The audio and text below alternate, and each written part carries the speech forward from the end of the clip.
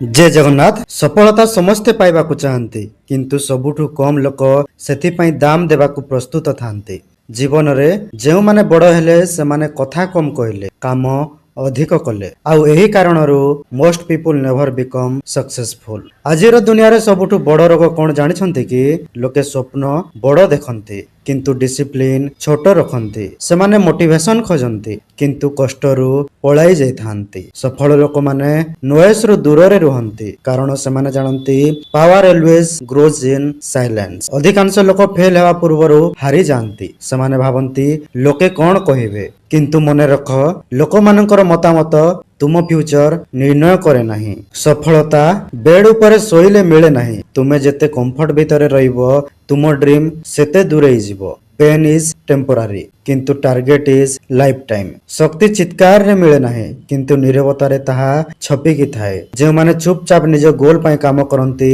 दुनिया गोटिए दिन सेमानक पाई ताली मारी थाए। समय समस्तंकु मिले किंतु सक्सेसफुल लोक टाइम को वैल्यू दे थांती।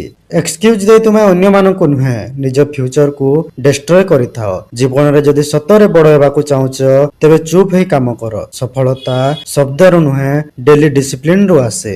गोटे दिन आसीबो तुम सक्सेस एते लाउड हेबो जे दुनिया तुम नाम मने रखिबो एवं तुम उपरे गर्व करिवो।